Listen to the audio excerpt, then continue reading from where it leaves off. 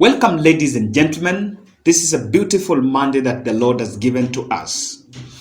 For people who follow this channel, I analyzed the first video I did after Moses Kuria joined Kenya Kwanza. I called Moses Kuria an agent of confusion, and he was there to bring divisions. And I was reacting to a protest by Kimani Ichung'wah, who was warning Deputy President William Ruto that Moses Kuria do not mean well for him. Now, the Othman seems to be in another problem. And I just want us to go directly to the Star. Then we're going to read a bit of that section. Then in this video, I will tell you the three latest incidences within the Kenya Kwanza team that is making Rigathi Gachagua, Kimani Ichung'wah, Ndindi Nyoro, and the team to show Moses Kuria the door.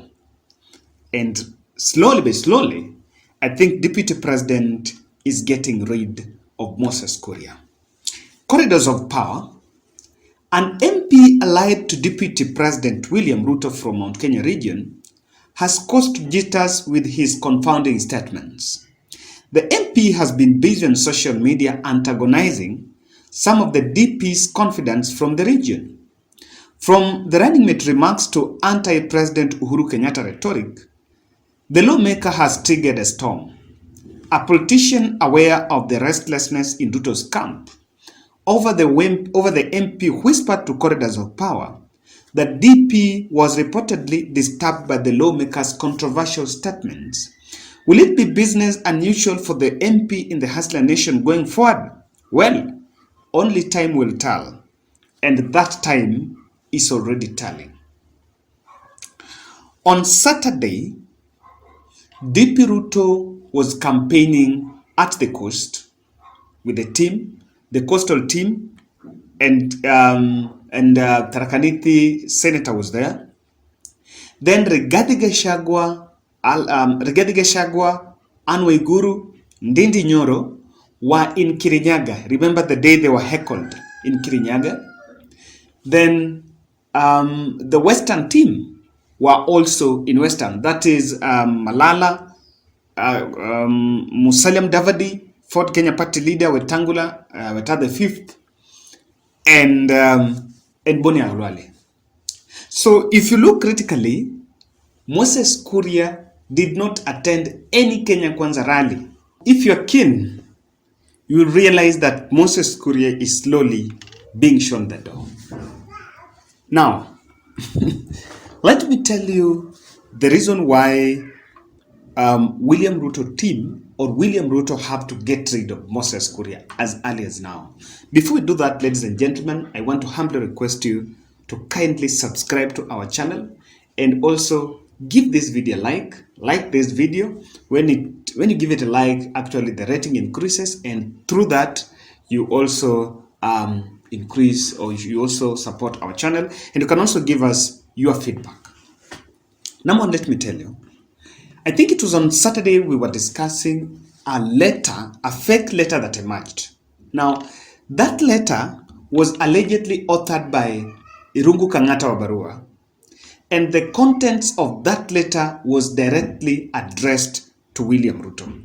And I was discussing with someone, I was telling someone that Irungu Kang'ata dismissed the letter saying that it was fake, and I want to agree that that letter did not come from Irungu Kang'ata. And how I wish I'm wrong. The team, the Central Kenya team, are feeling like that letter was authored by Moses Kuria. And let me tell you why. The letter emerged on Friday night, so Saturday it went viral. So by that time, it was that period of party hopping, leaders hopping from one party to the other. And the contents of that letter, that two, for me was striking. One, it was telling the deputy president that in UDA, the officials are corrupt and are soliciting money from aspirants for them to get direct tickets. That is part. that the president's latest events in central Kenya is undoing the gains that that DP Ruto have made. Now, so the question was here, because I think I need to, if you look at that letter, the letterhead was from Irongo Kangata. But that other part of talking about popularity of deputy president going down in central Kenya was there to make it be seen like it was authored from the Jubilee side or the leaders that are supporting President Uhuru Kenyatta. Now, by that time, everyone was busy at Jubilee House. Then, if it was to show that, then the Sagana 3 happened sometime in February. Really, it would have happened maybe earlier than this. So this is what this letter I feel that the point he was telling DP Ruto on the issue of the direct tickets was strategically so that the leaders that were still sitting at the fence would make a choice, then would go to Chama cha Kazi. Because this is the truth. If you target the leaders that are in Kenya Kwanza and are supporting deputy president, you can only take them to Chama cha Kazi if they are still to remain within the periphery of Kenya Kwanza. And I want to believe that that is why maybe the team isolated Moses Kuria in the campaigns, and they don't welcome him, even though we also didn't see Irungu Kangata. Irungu Kangata also was not in the two rallies, but he was concentrating on his gubernatorial campaigns in Murang'a. Secondly, was the running mate remark. I think it was on Saturday, if I'm not wrong, that Moses Kuria mentioned about Musalia, that Central Kenya is ready to send, wants to send Raila and Uhuru home, even if it means giving Musalia Mudavadi the running mate post. And you can take everything from Moses Kuria, but one thing you cannot take from him is the way he shapes this narrative. You remember, he's the first person who came up with the first narrative that, look here, the Central Kenya is not going to field a presidential candidate, but the running mate is a reserve of Central Kenya. Then he went and now endorsed Martha Karua, saying that everyone who is seeking running mate in Central Kenya must go for Martha Karua. Then when Martha Karua then crossed over to the Azimio team and is now supporting Raila, he's now saying that at whichever expense they can go to give Musalia Mudavadi the running mate. I want to tell you that this statement did not sit well with the people that are eyeing for the running mate post in UDA. And this is Ndindi, Nyoro, Gachagua and the likes. And you will see that, you see, that narrative, first, it is one that was antagonizing the UDA allies that are eyeing that position facing off with Musalia Mudavadi. And again, what did that mean?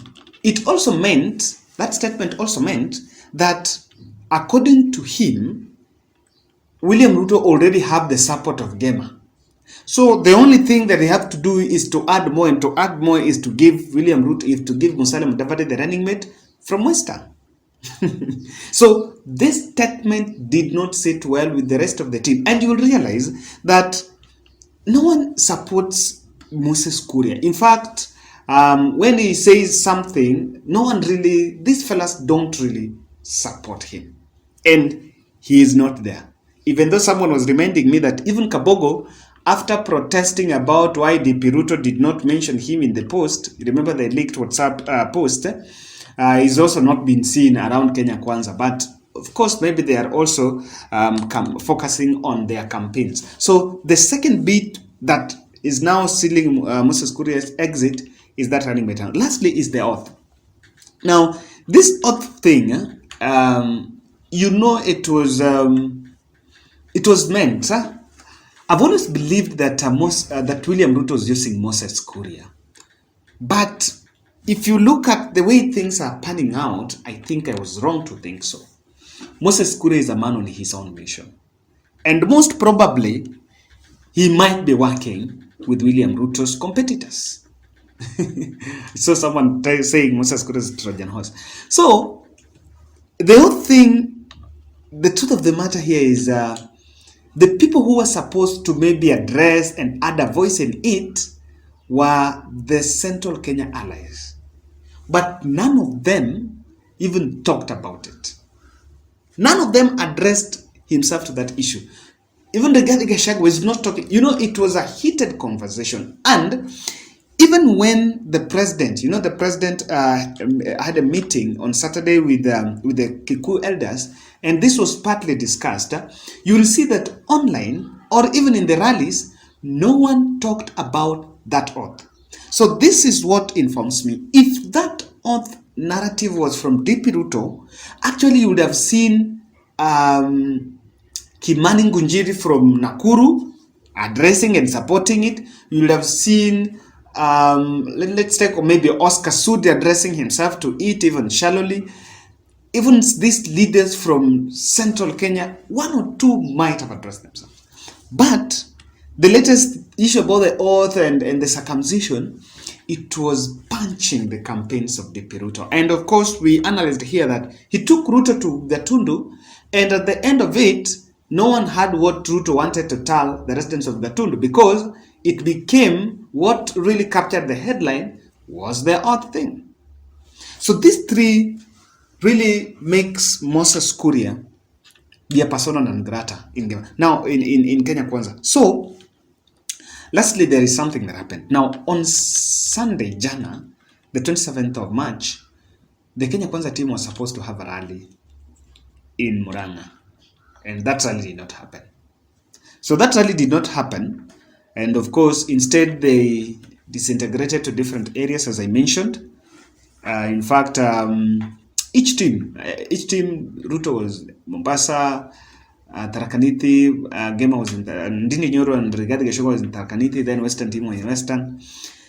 So, why was that rally postponed last minute? It was postponed because of that letter.